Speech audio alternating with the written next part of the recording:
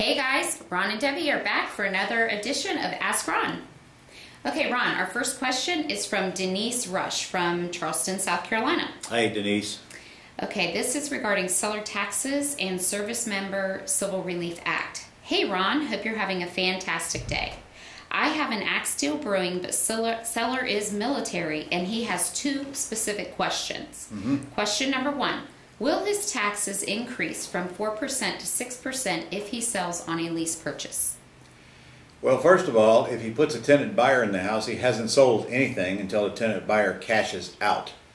And I honestly don't know which taxes you're referring to. I don't know of a 4% or a 6% tax, unless you're talking about transfer tax, and that has nothing to do with how he sells, but doesn't apply until the deed is recorded and title does officially transfer. And being in the military, as far as I know, has nothing to do with that.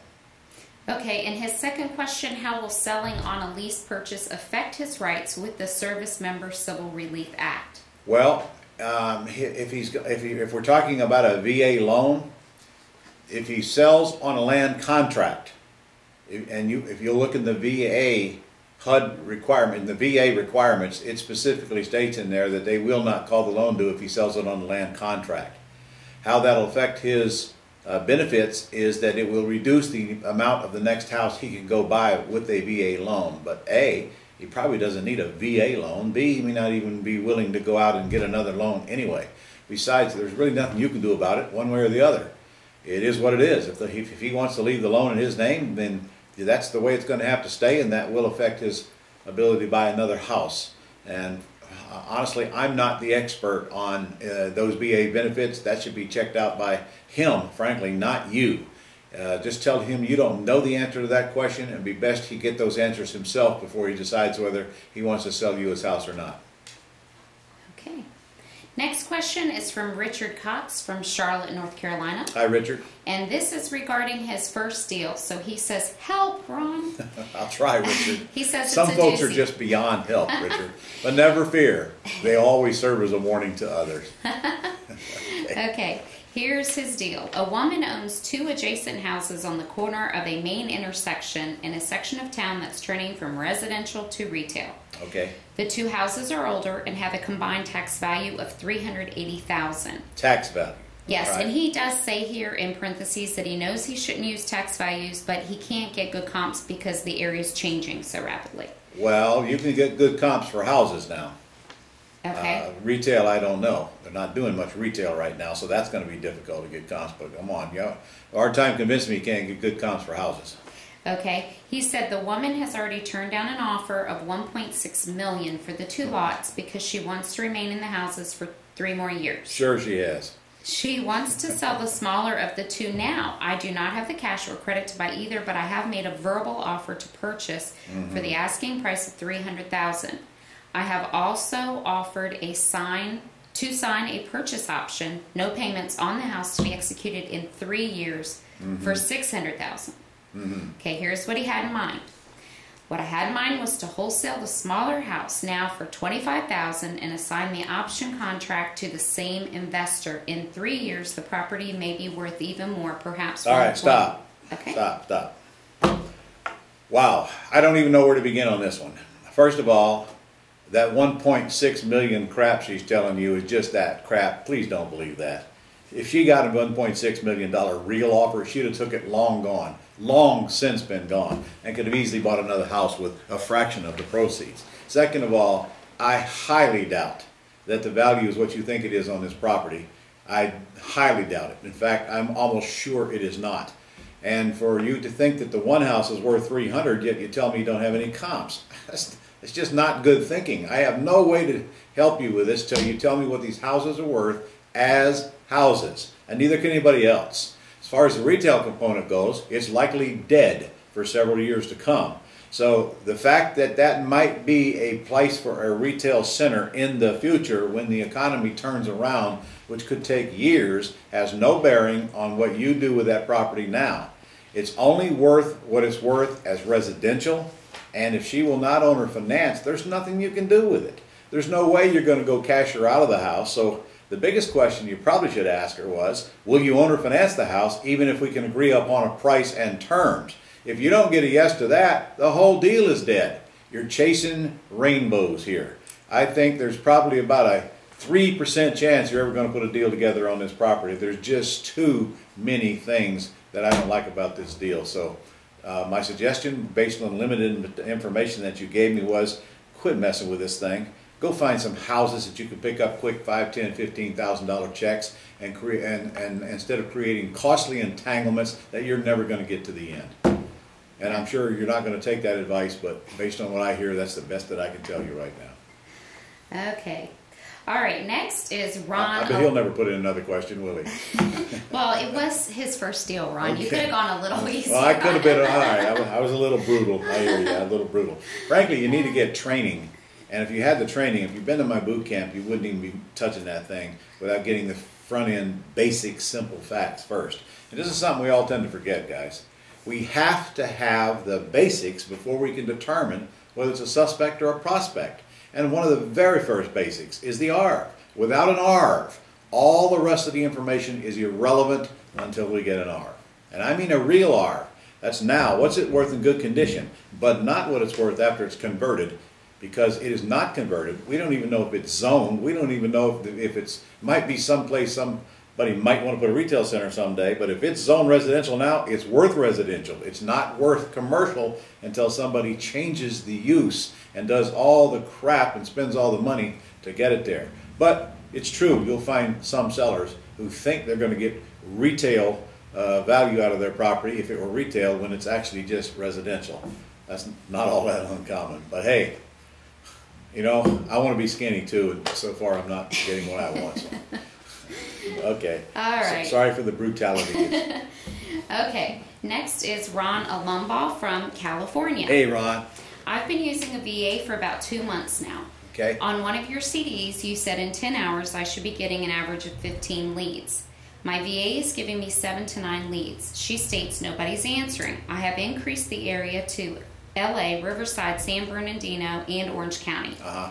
Is it time to get a new VA, or what do you suggest? I suggested it is time to either fix this VA or get a new VA. And when a VA says no one's answering, come on, call back. Call back at a different time of the day. These people advertise that they have a house for sale, and no, that is not very good production on your part. It's not horrible. In fact, you ought to get a minimum of 1 FSBO lead per hour of VA time, and you can beat that by working with your VA, training them a little bit on what to do, and then not taking any of the crap that there's no houses or I can't get a hold of them. That's junk. There's FSBOs all over those 3 areas that you told me about. It is physically loaded with them. So she just doesn't want to do enough work to make it happen. Now, one thing you can do is you should be riding around looking for sale by owner signs in front of the houses and feed them to her. And then you should get other people out there doing the same thing.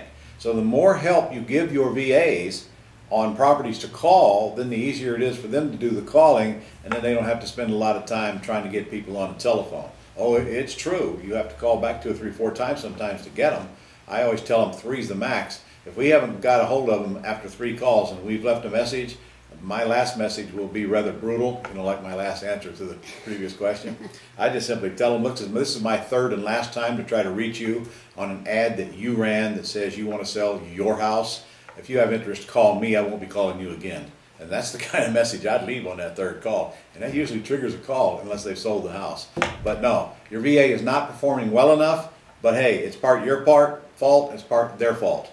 You got to get with them, find out what the problem is, make sure they understand that if you can't get a reasonable number of leads for the money you're paying, you're going to have to find somebody else and let nature take its course. And it's true you do have to whack them from time to time.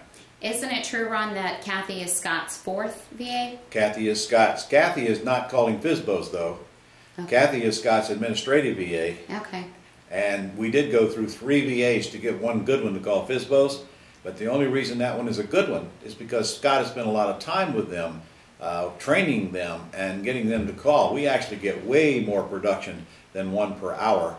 In fact, I think we're getting on an average maybe 2 per hour. But that's only because of the patience that Scott had with his VA, of which, of course, I probably wouldn't be able to pull off since I have no patience. Okay. All right. Our next question is from Alyssa Slack from Pensacola, Florida. Hi, Alyssa. Hello, Ron. What is the best and fastest way, as you say, to crank up your buying machine? Thank you. Hire VA, call Fizbos. Done.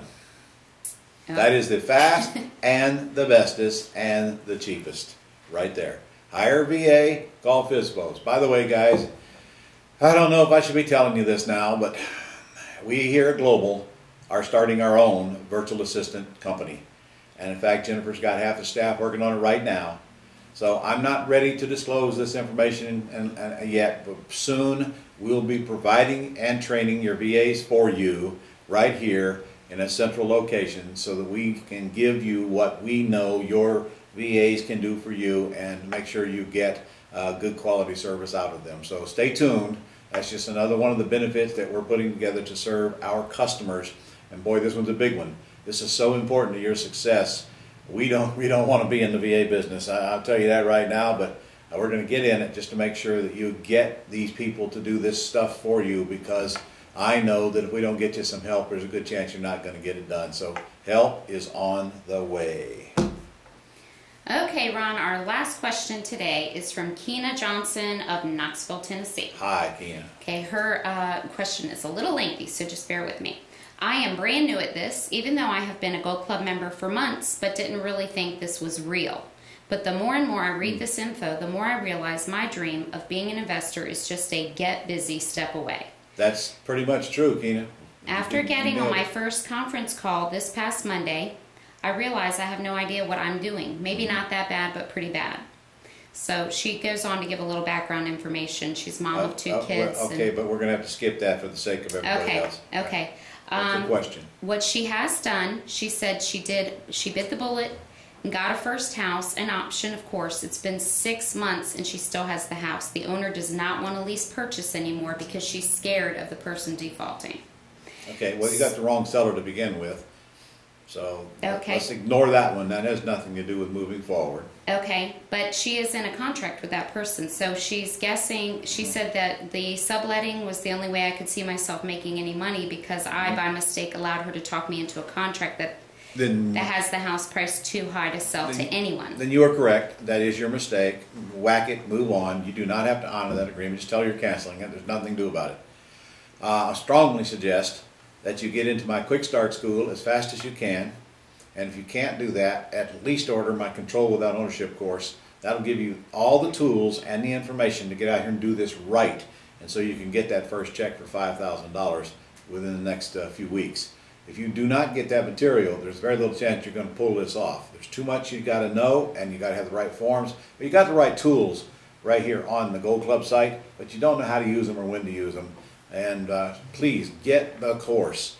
And at least that's a 10 CD set that'll take you through step by step what you're trying to do. And it will tell you that you should have never done that deal that you did with that lady. Hey, I'm so glad you did something rather than nothing. But what we call what you did is training, okay? You know not to do that one anymore. But good news is you didn't lose money, you didn't lose your credit, you didn't lose your assets. You just got trained and move on. Didn't kill it, move on. That's all. It won't be the last deal that doesn't come through for you. But I'm glad you're in, I'm glad you're started, and I'm glad you finally came to the realization that yes, this is real, regardless of your background, regardless of your credit, your financial situation. It doesn't make any difference. I train people from all walks of life, all over North America, and I'm making millionaires right and left. And since we brought this Axe thing in, it really is helping people's cash flow, including ours around here, guys, just so you'll know. Scott is beefing up our business here in Jacksonville. He's hired a full-time person on commission only to clone himself and a part-time one to clone himself, because Scott cannot follow up on all the leads that one VA generates by making these calls. If you get that fixed, the leads will pile up. Then it's all you can do to follow up on them. That'll force you to pick the low-hanging fruit, and then pretty soon, hopefully, you will find yourself with Scott so that you can get out of the way after you've done your first deal, or a few deals. So look, this is not hard. And we're making it easier and easier and easier by putting these VAs in your life and doing most of the work for you. So you're only a few steps away and maybe a few weeks away at most to get that first check or that next check if you get out there and get going. I don't care where you came from. I care where you're going. But you have to start and you have to get the training to make it happen. Okay, Ron, that's all we have this week. That's all? That's it. Okay, I'll see you guys next week.